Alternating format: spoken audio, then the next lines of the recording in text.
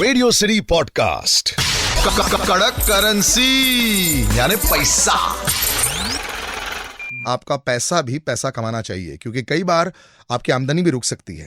Radio city पर कड़क currency का यही मकसद है, आपको फाइनेंशियल लिटरेसी देने का। मेरा नाम सलिल है और मेरे को हर बार ज्वाइन करते हैं अनिल सिंह साहब, managing editor of Zee Business. बहुत ही नामचीन एक आवाज बन चुके हैं फॉर स्टॉक मार्केट इन्वेस्टिंग। और उनकी ऑलवेज ये राय रही है कि चाहे वो म्यूचुअल फंड हो, चाहे वो स्टॉक मार्केट हो, पैसिव इनकम जनरेट करना बहुत जरूरी है, जो ट्रेडिशनल फॉर्म्स लाइक गोल्ड और फिक्स्ड डिपॉजिट से शायद नहीं आ सकता है। इसलिए क्योंकि इन्फ्लेशन बहुत हाई बढ़ चुका है, महंगाई जैसे बढ़ती चली जाती है, आपको उसको बीट करना होता है। और दुनिया भर में जिस तरह हम लोग इन्फ्लेशन देख रहे हैं 20-25 साल में शायद ऐसा नहीं देखा गया है। भारत अभी भी अंडर कंट्रोल है, लेकिन अभी भी कहां आप निवेश कर सकते हैं ये सुनते हैं। Stock market is subject to market risk. Please research carefully before investing. Voluntary pension schemes होती है, बहुत सारे लोगों की होती हैं। लोग इसमें ऑलवेज कंफ्यूजन रहते हैं कि क्या इसमें टैक्स कटेगा नहीं कटेगा, तो इसलिए वो गवर्नमेंट वाली स्कीम्स चले जाते हैं, LIC में चले जाते हैं। ये पेंशन स्कीम्स, इसमें रेट ऑफ इंटरेस्ट तो उतना ही मिलता है, 6-7% मिलता है।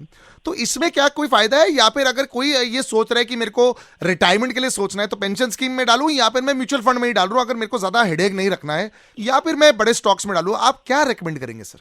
नहीं, आई एम श्योर आपकी उम्र तो 50 के आसपास नहीं होगी, रिटायर होने में काफी वक्त है। बिल्कुल सर।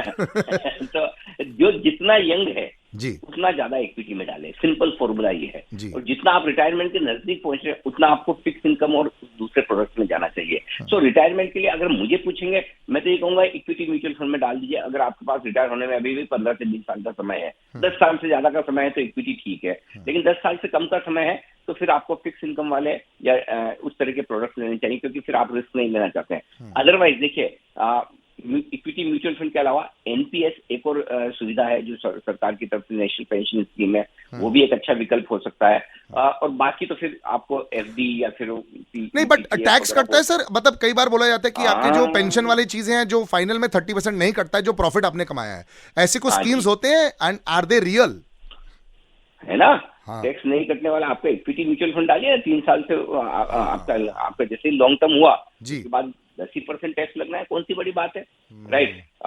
बाकी में तो आपको जितनी आपकी स्लैब्स हैं, आपकी इंडिविजुअल जो टैक्स स्लैब हाईएस्ट वाली है तो लगेगा, तो टैक्स नहीं लगे ऐसा तो कुछ है नहीं, लेकिन कम कहाँ लगेगा और पैसा कहाँ ज्यादा बनेगा, उसमें फिर आपके लिए इक्विटी आ जाता है, इक्विटी म्यूचुअल फंड आ जाता है। कड़क करेंसी यानी पैसा।